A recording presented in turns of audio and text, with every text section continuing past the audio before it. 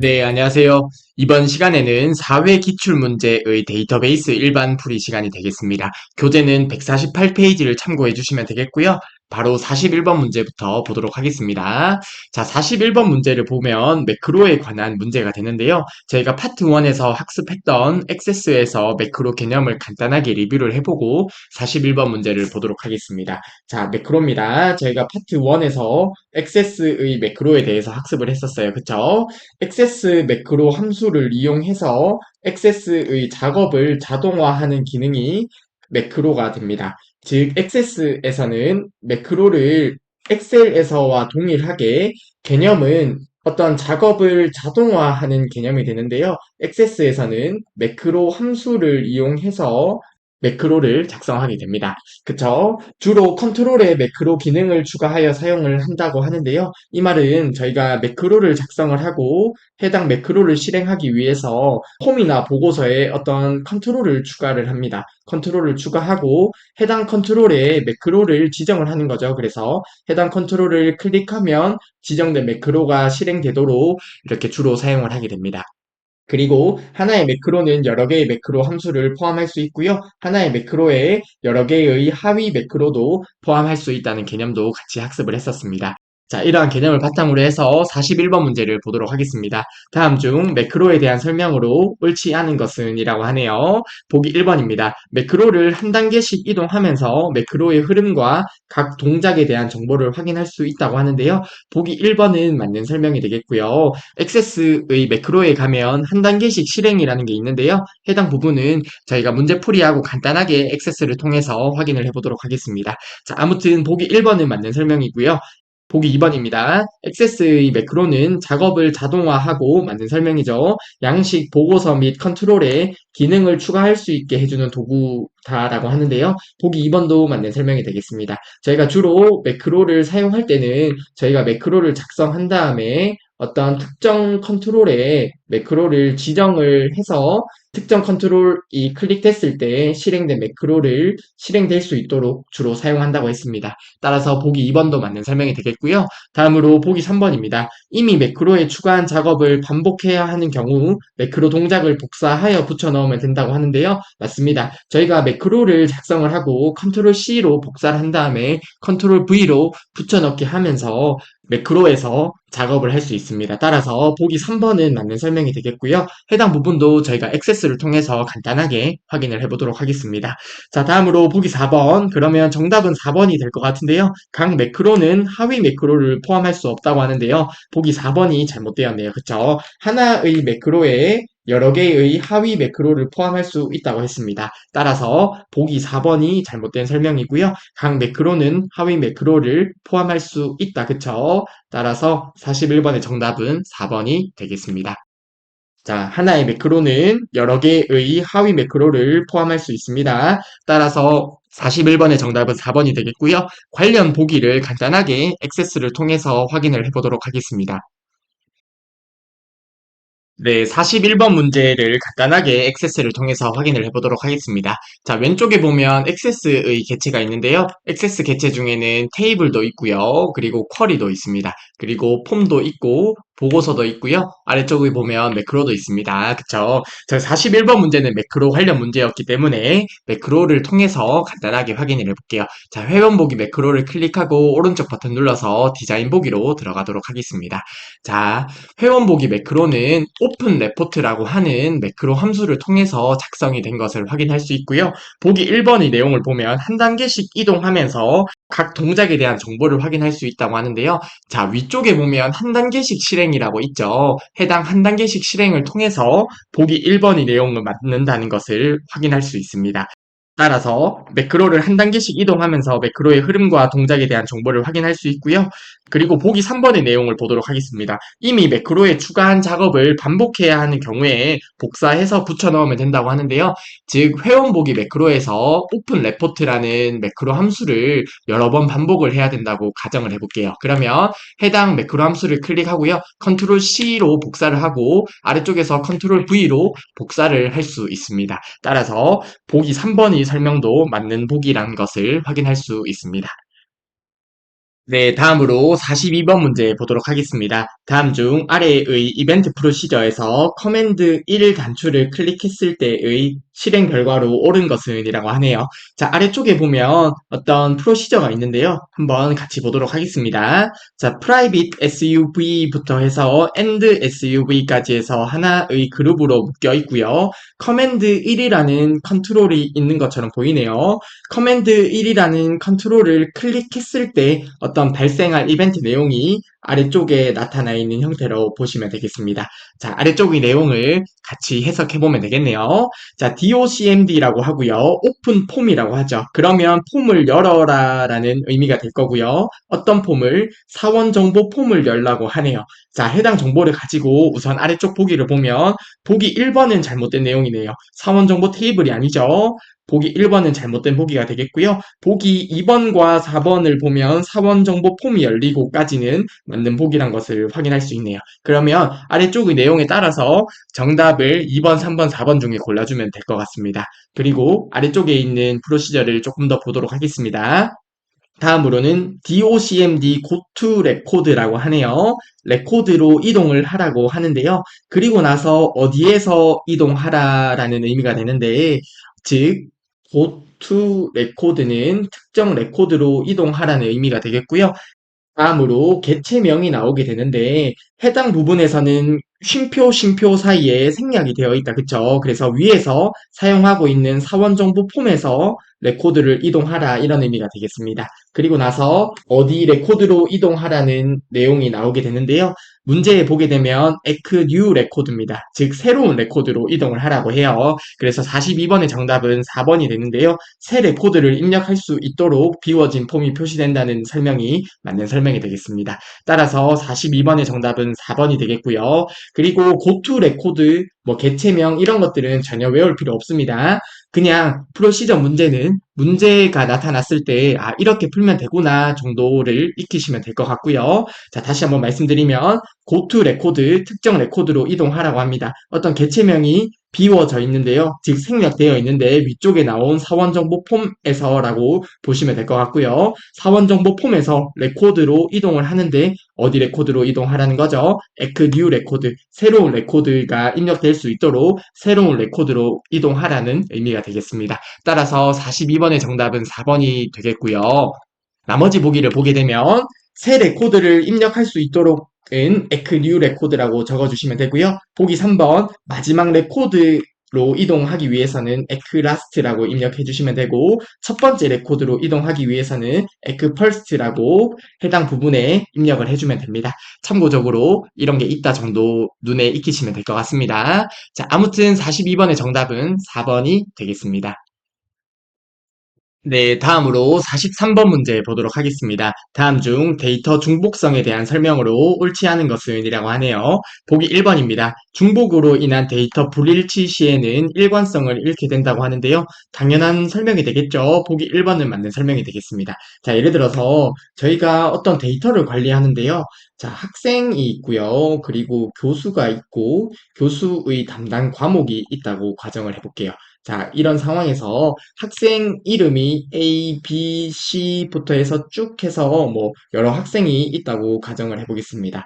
그리고 교수도 여러 교수가 있을 텐데요. 교수가 나 이런 식으로 되어 있는데 나 교수의 담당 과목은 수학인데 아래쪽의 데이터에는 나 교수의 담당 과목이 영어로 되어 있다고 가정을 해볼게요. 그러면 이렇게 중복으로 인한 데이터 불일치 시에는 당연히 일관성을 잃게 되겠죠. 그래서 보기 1번은 맞는 설명이 되겠고요. 다음으로 보기 2번입니다. 중복된 값에 대해서 같은 수준의 데이터 보안이 당연히 유지가 되어야 될 거예요. 사실 당연한 이야기입니다. 자, 예를 들어서 어떤 이런 두 데이터가 있는데요. 중복된 값에 대해서 같은 수준의 데이터 보안이 되어야지 예를 들어서 한쪽에만 보안이 좋다고 하면 사실 의미가 없잖아요. 해당 데이터에도 동일하게 보안이 유지가 되어야 될 거예요. 따라서 보기 2번도 당연히 맞는 보기가 되겠고요. 다음으로 보기 3번입니다. 중복이 많아질수록 갱신 비용이 당연히 높아질 수 있겠죠. 보기 3번도 맞는 설명이 되겠습니다. 자, 예를 들어서 나 교수가 해당 데이터에서 해당 데이터가 1만 개의 데이터가 있다고 가정을 해볼게요. 그러면 나 교수를 찾아서 하나하나 갱신을 다 해줘야 되기 때문에 갱신 비용이 당연히 높아질 수 있을 겁니다. 따라서 보기 3번도 맞는 설명이 되겠고요. 다음으로 보기 4번입니다. 제어가 분산되어 데이터 무결성 유지가 쉬워진다고 하는데요. 보기 4번이 잘못된 설명이 되겠네요. 제어가 분산되기 때문에 데이터 무결성 유지가 어려워지는 게 맞겠죠. 당연히 데이터에 중복이 많게 되면 그로 인해서 데이터 무결성 유지가 어려워집니다. 따라서 43번의 정답은 4번이 되겠네요. 자, 데이터 중복으로 인한 데이터 무결성 유지가 어려워집니다. 따라서 43번의 정답은 4번이 되고요. 해당 문제 같은 경우는 정말로 점수를 주는 문제가 되겠네요. 네, 다음으로 44번 문제 보도록 하겠습니다. 다음 중 관계 데이터 모델에 대한 설명으로 옳지 않은 것은 이라고 하네요. 보기 1번부터 보도록 하겠습니다. 애트리뷰트가 취할 수 있는 같은 타입의 모든 원작 값들의 집합을 도메인이라고 하죠. 자, 해당 내용도 꼭 기억을 해주셔야 됩니다. 보기 1번의 내용은 맞는 설명이 되겠고요. 저희가 파트 1에서 릴레이션의 구조를 학습을 했었습니다. 그쵸? 자, 해당 부분에서 튜플도 봤었고요. 애트리뷰트, 도메인, 디그리, 카디널리티를 학습했었는데요. 해당 내용은 꼭 기억을 해주셔야 됩니다. 자, 도메인은 하나의 애트리뷰트가 취할 수 있는 모든 값의 집합을 도메인이라고 한다고 했었습니다. 그쵸? 즉, 학번 필드가 있을 때 학번 필드가 가질 수 있는 모든 값들의 집합, 해당 값들이 도메인이 되는 거겠죠. 자, 보기 1번의 설명은 그래서 맞는 설명이 되겠고요. 자, 이어서 조금만 더 보게 되면 튜플 같은 경우는 테이블, 릴레이션에서 행을 의미합니다. 즉, 해당 부분이 튜플이 될 거고요. 그리고 애트리뷰트는 열을 의미하죠. 테이블에서 열을 의미하고요. 해당 열이 애트리뷰트가 될 거예요. 그리고 열과 필드와 속성은 동일하게 사용이 되고요. 행과 레코드와 튜플은 동일하게 사용이 됩니다. 아마 다들 익숙하실 거라 생각을 합니다. 그리고 애트리뷰트의 개수를, 즉 필드의 개수를 디그리라고 하는데요. 해당 예시에서 보게 되면 디그리는 3이 되겠다. 그쵸? 하나, 둘, 셋 해서 디그리는 3이 될 거고요. 튜플의 개수는 카디널리티라고 합니다. 자, 해당 예제에서 보면 하나, 둘, 셋, 넷, 다섯 해서 카디널리티가 5가 될 거예요. 그쵸? 자, 아무튼 보기 1번은 맞는 보기가 되겠고요. 다음으로 보기 2번 보도록 하겠습니다. 관계형 데이터베이스에서 릴레이션은 데이터를 표 형태로 표현한 것이라고 하는데요. 해당 부분이 정의가 되는 것이죠. 따라서 보기 2번도 맞는 설명이 되겠고요. 데이터들을 표 형태로 표현한 것을 릴레이션이라고 하고요. 릴레이션과 표는 거의 동일한 용어로 사용이 됩니다. 자, 아무튼 보기 2번도 맞는 설명이 되겠고요. 다음으로 보기 3번 속성들로 구성된 튜플 사이에는 순서가 없죠. 그쵸? 해당 내용도 꼭 기억을 하셔야 됩니다. 튜플은 중복이 되지 않고 튜플 사이에는 순서가 없습니다. 그쵸? 자, 해당 내용도 파트 1에서 학습을 했었습니다. 튜플은 중복이 없고요. 순서도 없습니다. 따라서 보기 3번의 설명도 맞는 설명이 되겠네요. 그리고 속성들로 구성된 튜플이라는 말은 해당 부분으로 보시면 돼요. 자, 예를 들어서 해당 레코드를 보도록 하겠습니다. 해당 행을 보게 되면 해당 행은 학번과 이름과 전공들로 이루어져 있죠. 그래서 속성들로 구성된 튜플이라는 이야기가 나오는 거예요. 아무튼 속성들로 해서 튜플이 구성이 되고요. 해당 튜플은 중복이 되지 않고요. 튜플 사이에는 순서가 없습니다. 그러면 정답은 보기 4번이 될 것 같은데요. 애트리뷰트는 널 값을 가질 수 없다고 하는데요. 보기 4번이 잘못된 설명이 되겠네요. 애트리뷰트는 널 값을 가질 수 있습니다. 그쵸? 기본 키로 설정된 게 아니면 널 값을 가질 수 있어요. 따라서 44번의 정답은 4번이 되겠는데요. 애트리뷰트는 널 값을 가질 수 있습니다. 기본 키로 지정된 경우에는 중복이 될 수 없고 널 값을 가질 수 없지만 해당 부분이 아니라고 하면 기본적으로는 애트리뷰트에 널 값이 있을 수 있어요. 즉 아래쪽 예제에서 전공 필드에서 전공 필드가 기본 키로 지정이 안 되어 있다고 하면 세로의 전공 경제학과가 입력이 안 돼 있고 그냥 비어 있어도 되는 거겠죠. 따라서 보기 4번의 설명이 잘못된 설명이 되겠습니다. 그리고 추가적으로 보기 3번인데요. 릴레이션을 구성하는 튜플은 중복되지 않고 튜플 사이에는 순서가 없다고 했습니다. 해당 내용도 꼭 같이 기억을 해주시면 되겠습니다. 자, 아무튼 44번의 정답은 4번이 되겠네요. 네, 다음으로 45번 문제 보도록 하겠습니다. 다음 중 보고서에서 원본 데이터로 테이블이나 쿼리를 선택하기 위한 속성은 정답은 몇 번이 되겠어요? 정답은 2번이 됩니다. 자, 레코드 원본, 특정 테이블이나 쿼리와 연결할 때 사용하는 것이 레코드 원본이 됩니다. 그리고 액세스에서는 개체 중에 테이블 개체가 있고요. 테이블에는 주로 원본 데이터를 저장하죠. 그리고 해당 테이블을 이용하거나 아니면 또 다른 쿼리를 이용해서 쿼리를 만들 수 있습니다. 즉, 액세스에서는 테이블이라는 개체도 있고요. 쿼리라는 개체도 있습니다. 그리고 해당 개체를 이용해서 저희가 폼을 만들 수도 있고요. 그리고 보고서를 만들 수도 있습니다. 그쵸? 그리고 폼이나 보고서에서 테이블이나 쿼리를 이용해서 원본 데이터로 지정을 할 건데요. 해당 원본 데이터로 지정하기 위해서 레코드 원본을 사용을 하는 거겠죠. 자, 그러면 예를 들어서 어떤 테이블 이름이 가라고 해볼게요. 그리고 보고서 이름이 나라고 한번 해보겠습니다. 그러면 나라는 보고서에서 원본 데이터로 해당 가라는 테이블을 사용하기 위해서 레코드 원본을 가로 지정을 해주면 되는 거겠죠. 따라서 45번의 정답은 2번이 되겠고요. 그리고 자 예를 들어서 나라는 보고서에 레코드 원본으로 가라는 테이블을 지정했다고 해볼게요. 그리고 나서 보고서를 구성하는 컨트롤을 추가할 건데요. 해당 컨트롤의 필드를 연결할 수 있을 거예요. 그쵸? 그래서 컨트롤 원본 같은 경우는 해당 레코드 원본에서 특정 필드와 연결할 때 사용을 하는 게 컨트롤 원본 속성이 됩니다. 즉, 해당 컨트롤의 원본을 설정하는 게 컨트롤 원본이 되는 거죠. 해당 컨트롤의 원본을 설정을 하는데 가라는 테이블에 있는 필드가 있을 거고요. 해당 필드를 특정 컨트롤과 연결하기 위해서 컨트롤 원본 속성을 사용을 하는 거예요.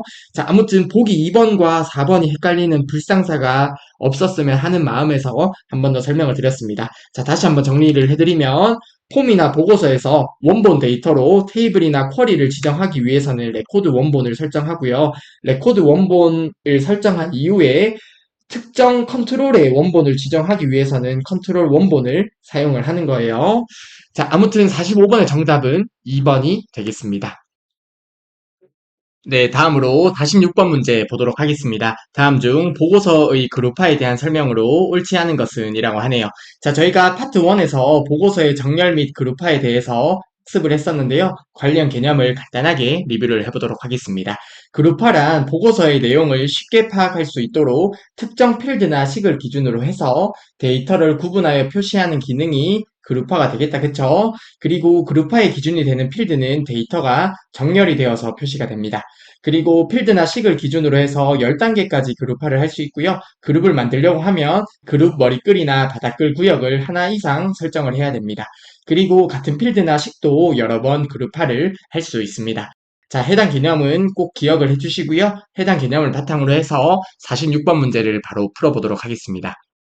보기 1번입니다. 그룹 머리글과 그룹 바닥글에는 당연히 그룹별 요약 정보를 넣을 수 있을 거예요. 따라서 보기 1번은 맞는 설명이 되겠고요. 다음으로 보기 2번입니다. 그룹화 기준이 되는 필드는 데이터가 정렬이 되어서 표시가 되죠. 따라서 보기 2번도 맞는 설명이 되겠고요. 그룹화의 기준이 되는 필드는 데이터가 정렬이 되어서 표시된다고 했습니다. 다음으로 보기 3번입니다. 보고서 마법사를 이용하여 기본적인 그룹화 보고서를 작성할 수 있다고 하는데요. 보기 3번도 맞는 설명이 되겠습니다. 자, 저희가 보고서를 만들 때 만드는 방법에는 여러 가지가 있는데요. 해당 방법 중 하나가 마법사를 이용해서 보고서를 만들 수 있습니다. 자, 마법사는 말 그대로 사용자가 조금 편리하게 보고서를 만드는 과정을 도와주는 거라고 보시면 되겠는데요. 아무튼 마법사를 이용해서 보고서를 만들 때 단계 중에 그룹화를 설정하는 단계가 있습니다. 해당 그룹화 단계에서 그룹화의 기준이 되는 필드를 설정을 해서 기본적인 그룹화 보고서를 작성할 수 있습니다. 따라서 보기 3번도 맞는 설명이 되겠고요. 다음으로 보기 4번입니다. 그룹화 기준은 한 개의 필드로만 지정할 수 있다고 하는데요. 보기 4번이 잘못된 설명이 되겠네요. 자, 그룹화는 10단계까지 그룹화를 할 수 있죠. 그러면 어떤 A 필드도 있고 B 필드, C 필드가 있다고 했을 때 A 필드를 기준으로 그룹화를 하고 나서 C 필드를 기준으로도 그룹화를 할 수 있겠죠. 그렇기 때문에 그룹화 기준은 한 개의 필드로만 지정할 수 있다는 설명은 잘못된 보기가 되겠습니다. 따라서 46번의 정답은 4번이 되겠습니다. 필드나 식을 기준으로 해서 10단계까지 그룹화를 할 수 있고요. 그리고 같은 필드나 식도 여러 번 그룹화를 할 수 있습니다. 아무튼 46번의 정답은 4번이 되겠습니다. 네, 다음으로 47번 문제 보도록 하겠습니다. 다음 중 보고서의 그룹 바닥글 구역에 해당 수식을 입력했을 때 출력되는 결과로 옳은 것은 이라고 하네요. 자, 47번의 정답은 몇 번이 되나요?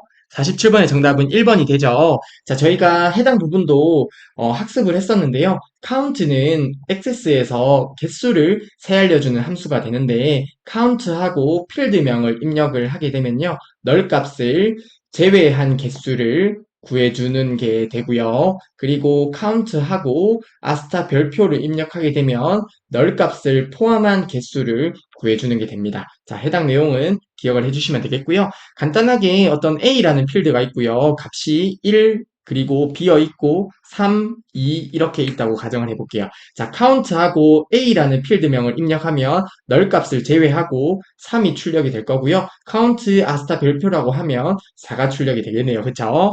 그렇기 때문에 문제에서 count 별표라고 입력을 하게 되면 널 값을 포함한 그룹별 레코드 개수가 출력이 될 거예요. 자, 그래서 47번의 정답은 1번이 되겠습니다. 다음으로 48번 문제 보도록 하겠습니다. 다음 중 보고서의 각 구역에 대한 설명으로 옳지 않은 것은 이라고 하네요. 자, 저희가 보고서의 구성에 대해서 파트 1에서 학습을 했었는데요. 관련 개념을 간단하게 리뷰를 해보겠습니다. 자, 우선은 보고서 머리글이 있고요. 그리고 보고서 바닥글이 있습니다. 자, 보고서 머리글은 보고서의 첫 페이지 상단에 한 번만 표시가 되고요. 일반적으로 제목을 표시하는 구간이 보고서 머리글이 되겠습니다. 다음으로 보고서 바닥글 같은 경우는 보고서의 마지막 페이지에 한 번만 표시가 되고요. 일반적으로 보고서 요약 정보 등을 표시하는 곳이 보고서 바닥글이 됩니다.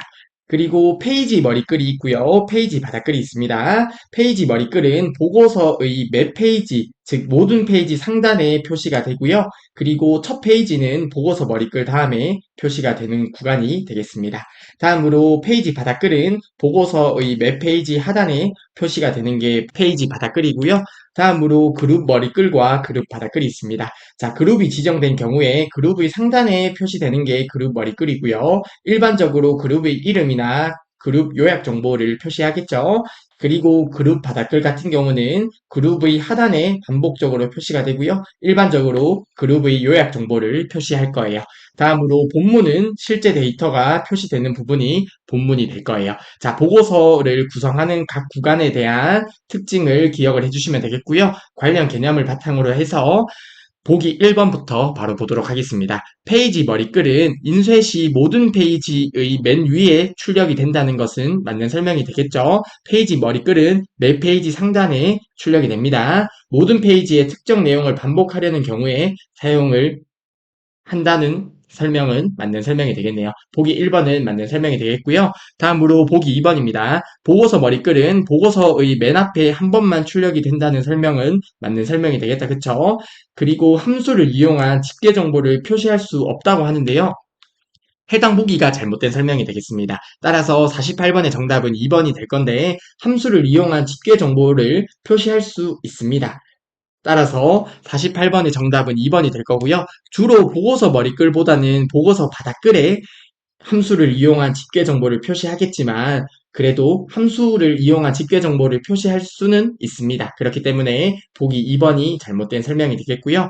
다음으로 보기 3번입니다. 그룹 머리글은 각 세 레코드 그룹의 맨 앞에 출력이 되는 게 그룹 머리글이겠죠. 그룹 이름이나 그룹별 계산 결과를 표시할 때 주로 사용하게 됩니다. 따라서 보기 3번은 맞는 설명이 되겠고요. 다음으로 보기 4번입니다. 본문은 레코드 원본의 모든 행에 대해서 한 번씩 출력이 되고요. 보고서에 본문을 구성하는 컨트롤이 추가되는 게 본문 영역이 되겠습니다. 따라서 보기 4번도 맞는 설명이 되겠고요. 자, 48번의 정답은 2번이 되겠네요.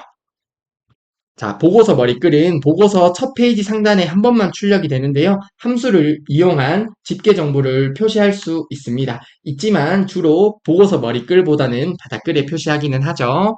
자, 아무튼 48번의 정답은 2번이 되겠고요. 네, 다음으로 49번 문제 보도록 하겠습니다. 평균 성적 테이블에서 평균 필드의 값이 90 이상인 학생들을 검색하여, 자, 그러면 해당 부분이 조건이 되겠네요. 그리고 학년 필드를 기준으로 해서 내림차순 정렬하라는 것 같고요. 그리고 반 필드를 기준으로 오름차순 정렬해서 표시를 하라고 합니다. 다음 중 아래 SQL문의 각 괄호 안에 넣을 예약어로 옳은 것은 이라고 하네요. 저희가 SQL 구문을 학습을 했었는데요. 파트 1에서 정렬에 대해서 학습을 했었습니다. 그쵸? 자, 해당 구문을 간단하게 리뷰를 한번 해볼까요?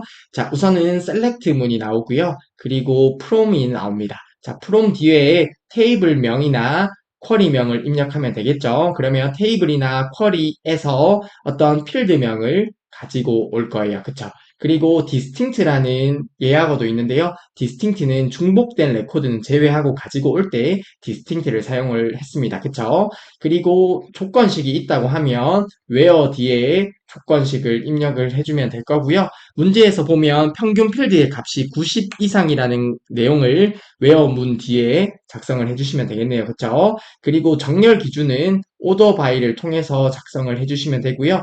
정렬 기준이 되는 필드명을 입력을 해주시고 정렬 방식을 입력을 해주시면 되겠습니다. 자, 이때 정렬 방식이 오름차순일 때는 생략을 하거나 ASC를 입력하면 되고요. 내림차순일 때는 DESC, 디센딩에서 DESC를 입력해 주시면 되겠습니다. 자, 아무튼 해당 구문은 익숙하실 거라 생각을 하고요. 바로 문제를 보게 되면 자, select from where가 있네요. 그쵸? 해석을 해보게 되면 평균 성적이라는 테이블에서 학년, 반, 이름 필드를 가지고 오라고 합니다. 그리고 조건이 있는데요. 평균 필드가, 즉 평균이 90 이상인 학생들에 대해서 여기까지 됐다. 그쵸? 자, 그러면 뒤에 나오는 정렬 기준만 넣어주면 되겠는데요. 해당 부분은 order by가 나오면 되겠다. 그쵸? 그러면 order by가 나오면 될 거고요. 학년 필드를 기준으로 해서 내림 차순이죠. 그러면 기준이 되는 필드는 학년 필드고요. 학년 필드는 내림 차순이기 때문에 DSC가 나오면 될 거고요. 그리고 반 필드를 기준으로 해서 오름 차순이기 때문에 생략을 하거나 아니면 ASC라고 입력을 해주시면 되겠습니다. 따라서 49번의 정답은 3번이 되겠습니다. 자, 해당 문제도 절대 실수하시면 안 되는 문제가 되겠습니다. 네, 다음으로 50번 문제 보도록 하겠습니다. 다음 중 요약 데이터를 보다 쉽게 이해할 수 있도록 합계, 평균 등의 집계 함수를 계산한 다음에 데이터 시트의 측면과 위쪽에, 즉 측면과 위쪽에 두 세트의 값으로 그룹화하는 커리 유형은 이라고 하네요. 자, 50번의 정답은 몇 번이 되겠어요? 50번의 정답은 2번이 되겠다. 그쵸? 크로스텝 쿼리에 대한 설명입니다. 자, 저희가 크로스텝 쿼리는 파트 1에서 학습을 했었는데요. 관련 개념 간단하게 리뷰를 해보도록 하겠습니다. 자, 크로스텝 쿼리는 엑셀의 피벗 테이블 형태와 유사하고요. 데이터의 요약 정보를 볼 때 적합한 쿼리가 되겠습니다. 열과 행 방향의 표 형태로 해서 데이터를 집계할 수 있고요. 추가적으로 열머리글은 한 개만 지정을 할 수 있고요. 행머리글은 세 개까지 지정을 할 수 있습니다. 관련 개념은 꼭 기억을 해주시고요. 자, 아무튼 문제를 보게 되면 자, 데이터 시트의 측면과 위쪽이라고 하네요. 자, 위쪽이 열머리글에 해당될 거고요. 그리고 측면이라고 하면 해당 부분이 행머리글이 되겠네요. 그쵸? 그리고 열머리글과 행머리글의 어떤 집계함수, 자, 집계함수, 예를 들어서 뭐 합계나 평균 같은 것들을 이용할 수 있겠죠? 집계함수를 이용해서 요약 정보를 표시할 수 있는 것은 크로스텝 쿼리에 관한 설명이 되겠습니다. 따라서 50번의 정답은 2번이 되겠습니다. 네, 다음으로 51번 문제 보도록 하겠습니다. 다음 중 아래 SQL문에 대한 설명으로 옳은 것은 이라고 하네요. 자, 우선은 저희가 파트 1에서 갱신 쿼리, 즉 업데이트 쿼리를 학습을 했었는데요. 관련 쿼리를 간단하게 볼까요? 자, 우선 업데이트가 나오고요. 어디에서 업데이트 할지 테이블명이 나오게 됩니다. 그리고 웨어 조건이 있어요. 즉, 해당 조건에 맞는 레코드에 대해서 업데이트를 하는데요. set 뒤에 변경할 내용이 나오게 되는데 필드명 1은 값 1로 변경해라, 필드명 2는 값 2로 변경해라 라는 형태로 나오게 됩니다. 자, 아무튼 이러한 업데이트 쿼리 구문을 바로 문제를 통해서 확인을 해보도록 하겠습니다. 자, 업데이트 학생이라고 나와 있네요. 즉, 학생 테이블에서 업데이트를 하라고 하는데요. 모든 레코드에 대해서 업데이트를 하는 건 아니겠죠? 자, 학번이 100인 학생에 대해서 주소 필드를 서울로 변경하라는 내용이 되겠습니다. 여기까지 이해가 되실까요? 자, 그러면 해당 의미에 맞는 보기는 몇 번이 정답인가요? 3번이 정답이죠? 학생 테이블에서 학번이 100인 레코드의 주소를 서울로 갱신한다라는 의미가 되겠습니다. 따라서 51번의 정답은 3번이 되겠고요. 해당 문제도 반드시 맞추어 주어야 되는 문제가 되겠습니다.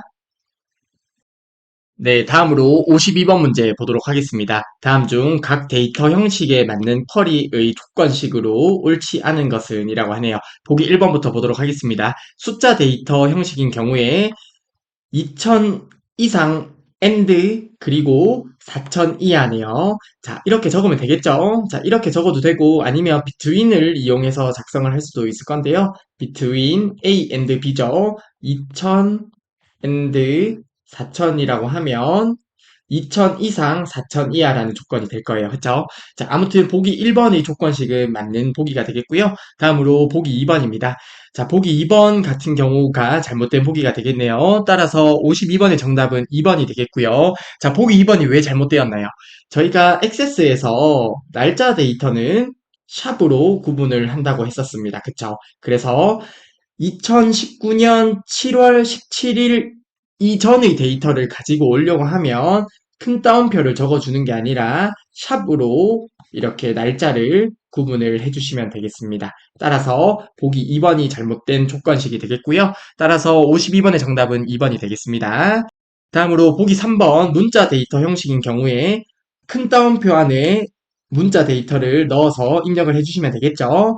보기 3번을 만난 설명이 되겠고요. 참고적으로 해당 기호는 같지 않다라는 의미가 됩니다. 자, 성북구인 조건을 가지고 오려면 는을 적어주시면 되겠고요. 성북구가 아닌이라는 조건을 주려고 하면 이렇게 작성을 해주시면 되겠습니다. 다음으로 보기 4번입니다. 문자 데이터인 경우 큰 따옴표로 이렇게 묶어주면 된다고 했었죠. 자, 이렇게 큰 따옴표 안에 문자 데이터에 대한 조건을 입력을 해주시면 될 거예요. 따라서 보기 4번도 맞는 보기가 되겠습니다. 참고적으로 저희가 인연산자는 학습을 했었는데요. 서울 또는 부산이 되죠. 그래서 해당 부분은 서울 or 부산으로 해서 동일하게 조건식을 작성할 수도 있겠습니다. 자, 아무튼 52번의 정답은 2번이 되겠습니다. 자, 액세스에서 날짜 데이터의 경우 샵으로 구분을 합니다. 자, 52번의 정답은 2번입니다. 네, 다음으로 53번 문제 보도록 하겠습니다. 다음 중 두 테이블의 조인된 필드가 일치하는 행만 포함하여 보여주는 조인 방법이라고 하네요. 자, 53번의 정답은 몇 번이 되겠어요? 2번이 되죠? 자, 해당 설명은 내부 조인에 관한 설명이 되겠습니다. 따라서 53번의 정답은 2번이 되겠고요. 자, 저희가 조인은 파트 1에서 학습을 했었습니다. 그쵸? 해당 개념을 간단하게 리뷰를 하고 다음 문제로 넘어가도록 하겠습니다. 자, 조인은 두 개 이상의 테이블을 하나의 테이블처럼 연결하여 사용하기 위한 방법을 정의한 것이 조인이 됩니다. 조인에 사용되는 필드의 데이터 형식은 동일하거나 호환되어야 된다고 했었습니다. 그쵸? 그리고 관계가 설정되지 않은 테이블 간에도 조인을 수행할 수 있습니다. 자, 조인의 종류에는 내부 조인이 있고요. 그리고 외부 조인이 있습니다. 외부 조인이 있는데요. 외부 조인에는 왼쪽 외부 조인이 있고요. 오른쪽 외부 조인이 있습니다. 자, 우선 내부 조인 같은 경우는 조인된 필드가 일치하는 행만 표시하는 게 내부 조인이 되고요. 내부 조인의 키워드는 이너 조인이 되겠습니다. 그리고 왼쪽 외부 조인 같은 경우는 왼쪽에 있는 테이블에서는 모든 레코드를 포함을 하고요. 오른쪽 테이블에서는 조인된 필드가 일치하는 레코드만 표시하는 게 왼쪽 외부 조인인데 이때 키워드는 레프트 조인이 되겠습니다. 그리고 오른쪽 외부 조인은 동일하겠죠? 오른쪽 테이블에서는 모든 레코드를 포함을 하고요. 그리고 왼쪽 테이블에서는 조인된 필드가 일치하는 레코드만 가지고 오는 게 오른쪽 외부 조인이 됩니다. 이때의 키워드는 라이트 조인이 되겠습니다. 자, 해당 조인에 관련된 개념도 숙지를 해주시면 되겠습니다. 자, 아무튼 53번의 정답은 2번이 되겠습니다. 다음으로 54번 문제 보도록 하겠습니다. 다음 중 액세스의 기본 키에 대한 설명으로 옳지 않은 것은 이라고 하네요. 저희가 파트 1에서 기본 키를 학습을 했었고요. 기본 키는 시험 문제에 자주 출제됩니다. 꼭 기억을 해주시면 되겠습니다. 자, 기본 키, 모든 레코드를 고유하게 식별할 수 있는 키가 기본 키가 됩니다. 자, 후보 키 중에 기본 키를 선택을 하는 거죠. 그리고 기본 키 필드에는 중복 값이 없어야 하고요. 널 값이 없어야 됩니다. 자, 해당 부분은 자다가 일어나도 기억을 해주셔야 됩니다. 기본 키는 중복이 안 되고요. 그리고 널 값이 안 됩니다. 그리고 관계에 설정된 테이블에서는 기본 키를 해제할 수 없다고 했습니다. 이때 기본 키를 해제하려고 하면 설정된 관계를 먼저 삭제를 하고요. 그 다음에 기본 키를 해제를 할 수 있습니다. 자, 아무튼 기본 키 관련 개념은 꼭 기억을 해주시면 되겠고요. 바로 54번의 보기 1번부터 보도록 하겠습니다. 기본 키는 테이블의 디자인 보기 상태에서 설정할 수 있죠. 보기 1번은 맞는 설명이 되겠습니다. 디자인 보기로 가서 기본 키 설정을 해주시면 되고요. 다음으로 보기 2번입니다. 기본 키로 설정된 필드에는 널 값이 허용되지 않는다고 했었죠. 보기 2번은 맞는 설명이 되겠고요. 다음으로 보기 3번입니다. 기본 키로 설정된 필드에는 항상 고유한 값이 입력되도록, 이 말이 중복이 입력이 안 된다는 내용이 되겠죠. 자동으로 확인된다고 하는데 보기 3번도 맞는 설명이 되겠습니다. 즉 중복이 안 되고요. 그리고 기본 키에는 널 값도 안 됩니다. 다음으로 보기 4번입니다. 관계가 설정되어 있는 테이블에서 기본 키 설정을 해제하면 해당 테이블에 설정된 관계도 삭제된다고 하는데요. 보기 4번이 잘못된 설명이 되겠네요. 그쵸? 관계 설정된 테이블에서는 기본 키를 해제할 수 없다고 했습니다. 기본 키를 해제하려면 관계를 먼저 삭제를 하고요. 그 다음에 기본 키를 해제를 해야 됩니다. 따라서 54번의 정답은 4번이 되겠습니다. 관계 설정된 테이블에서는 기본 키를 해제할 수 없다고 했습니다.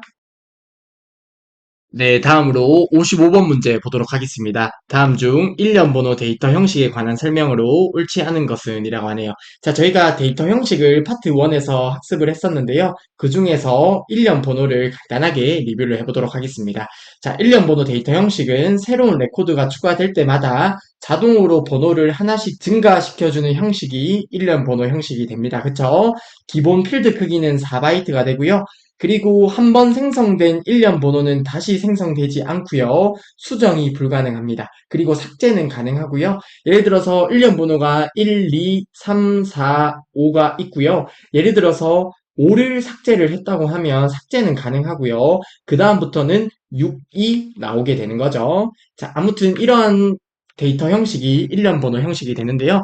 자, 보기 1번부터 보도록 하겠습니다. 새로운 레코드 추가 시에 자동으로 번호가 부여되는 게 1년 번호 형식입니다. 보기 1번은 맞는 설명이 되겠고요.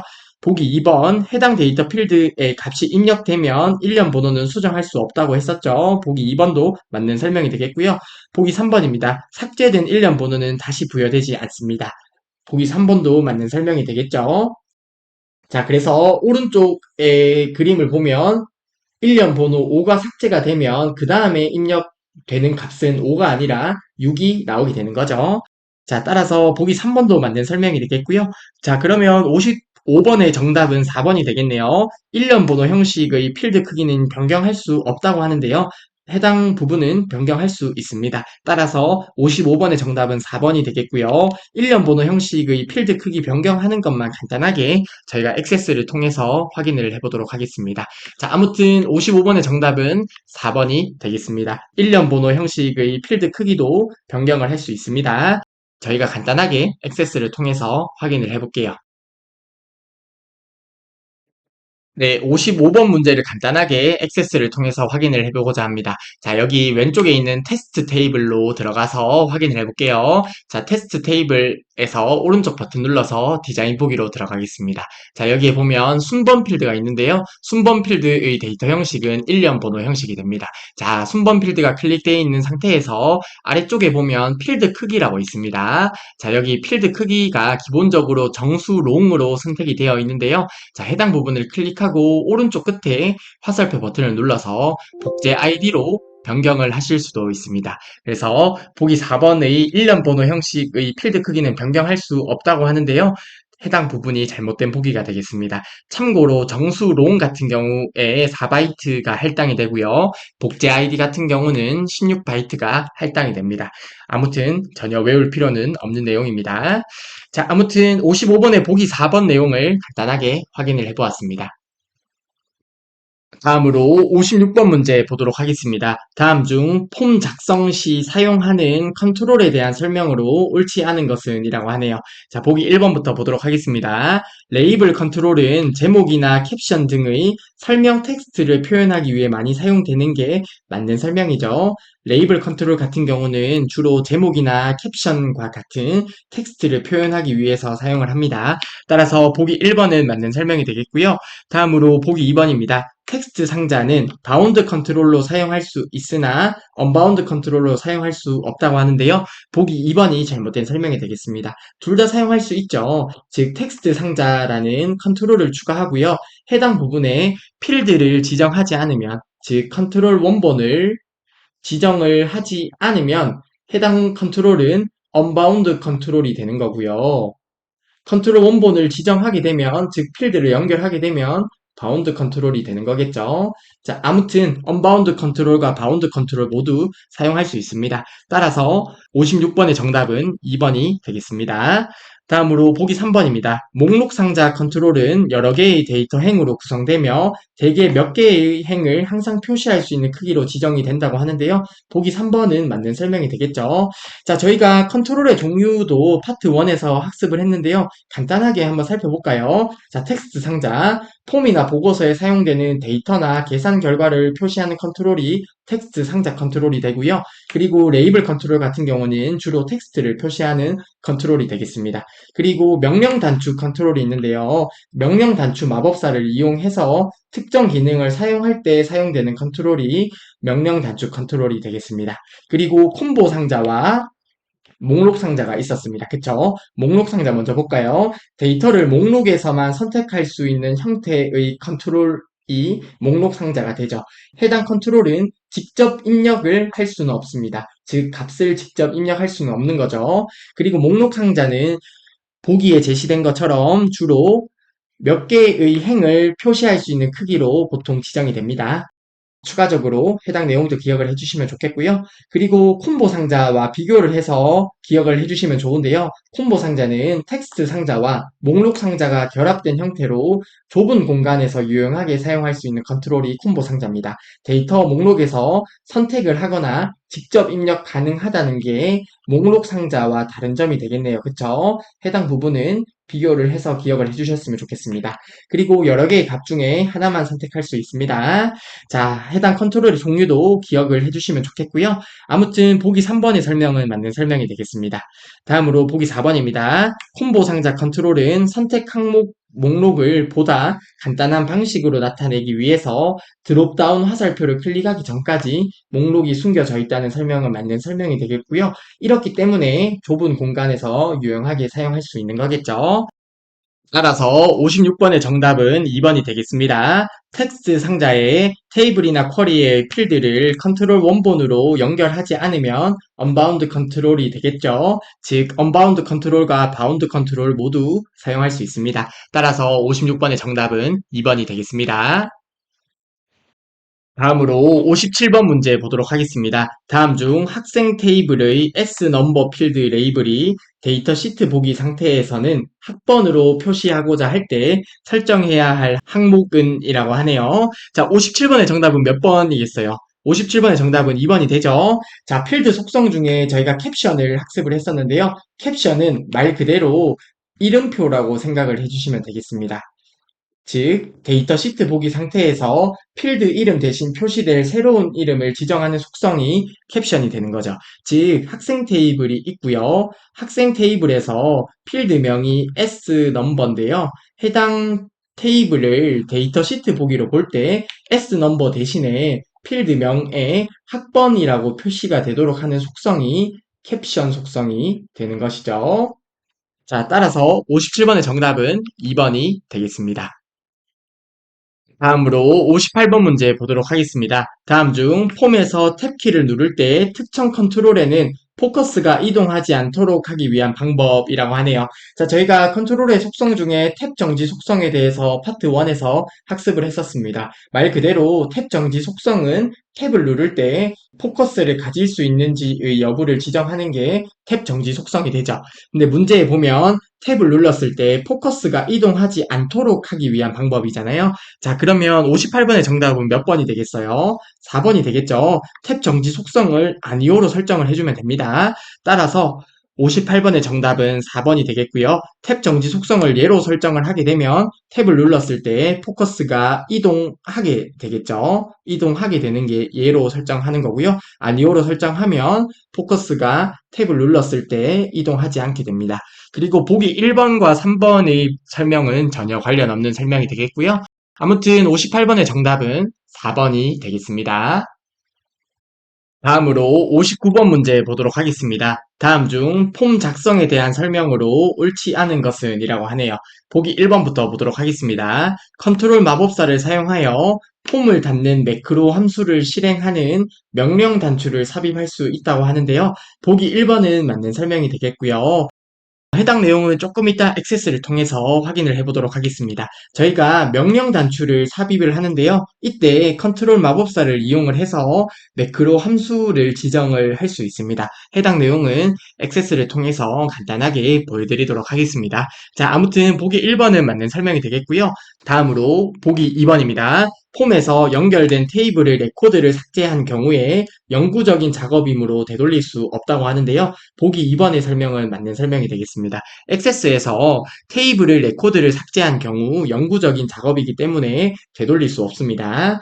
자, 참고적으로 저희가 테이블이라는 액세스 객체가 있고요. 그리고 쿼리가 있다, 그쵸? 그리고 해당 테이블이나 쿼리를 이용을 해서 폼을 만들 수도 있고요. 그리고 보고서를 만들 수도 있을 거예요. 그쵸?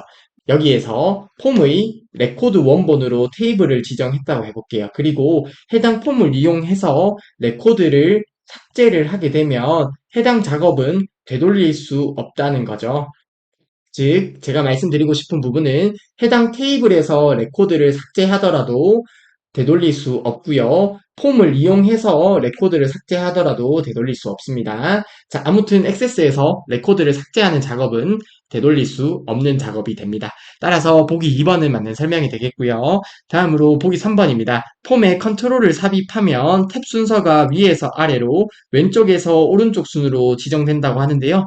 보기 3번의 설명이 잘못되었네요. 기본적으로 탭 순서는 컨트롤을 작성한 순서대로 지정이 되는 것이죠. 따라서 보기 3번의 설명이 잘못된 설명이고요. 관련해서 저희가 탭 순서를 파트 1에서 학습을 했는데요. 관련 개념을 간단하게 살펴보도록 하겠습니다.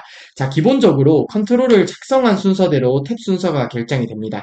그리고 탭 정지 속성이 아니오로 설정된 컨트롤에는 탭 순서를 당연히 설정하지 못하겠죠. 그리고 자동 순서 단추를 클릭하게 되면 이때 탭 순서가 위쪽에서 아래쪽으로 왼쪽에서 오른쪽으로 탭 순서가 설정이 되는 것이죠. 자, 아무튼 보기 3번의 내용은 잘못된 내용이고요. 기본적으로는 컨트롤을 삽입을 하면 컨트롤을 작성한 순서대로 탭 순서가 설정이 됩니다.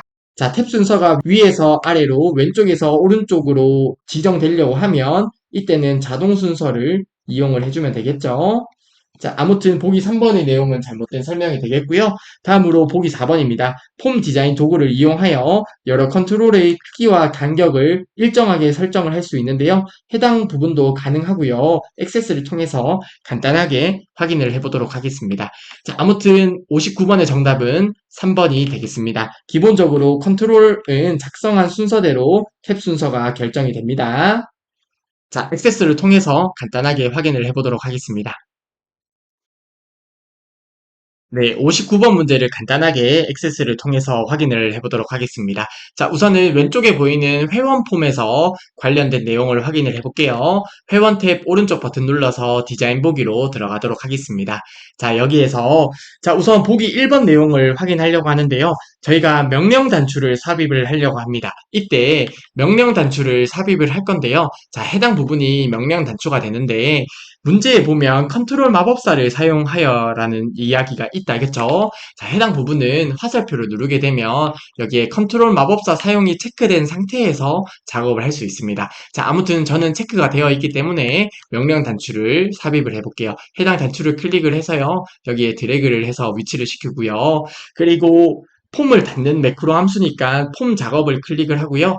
오른쪽에 보면 매크로 함수가 있다, 그쵸? 해당 부분에서 폼 닫기를 지정을 해보겠습니다. 그러면 해당 단축 컨트롤에 매크로 함수가 지정이 되는 것이죠. 다음 버튼, 그리고 텍스트로 이렇게 캡션 모양이 폼 닫기로 나오도록 설정을 하고 다음 버튼 마침을 눌러볼게요. 그리고 해당 폼에서 폼 보기로 들어가서 잘 적용이 되는지 확인을 해보도록 하겠습니다. 자, 폼 닫기 버튼 눌러볼게요.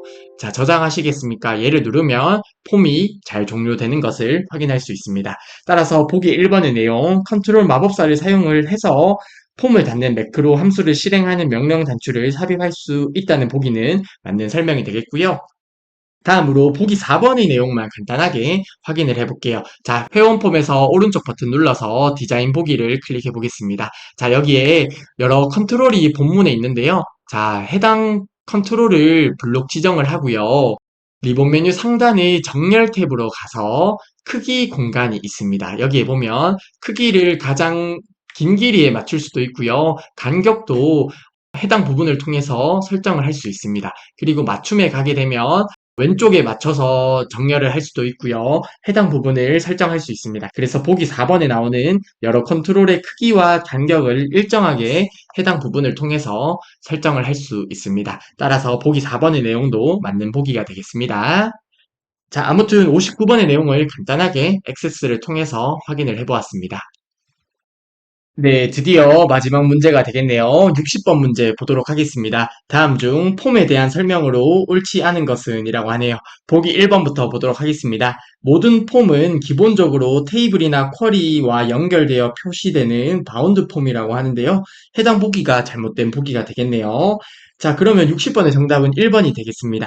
자, 액세스 개체 중에 테이블이 있고요. 그리고 쿼리가 있습니다. 그쵸? 그리고 해당 테이블이나 쿼리를 이용을 해서 폼을 작성을 할 수도 있을 거고요. 보고서를 작성을 할 수도 있습니다. 그쵸? 자, 그런데 해당 폼에 테이블이나 쿼리가 연결이 안 되어 있을 수도 있습니다. 즉, 테이블이나 쿼리를 연결하기 위한 속성이 레코드 원본이라고 했었죠. 해당 레코드 원본이 설정이 안 되어 있으면 테이블이나 쿼리와 연결이 안 되어 있는 폼이겠죠.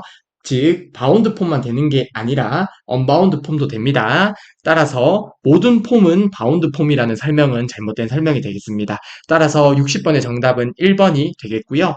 즉, 테이블이나 쿼리가 연결이 안 되어 있으면 언바운드 폼이 되겠죠.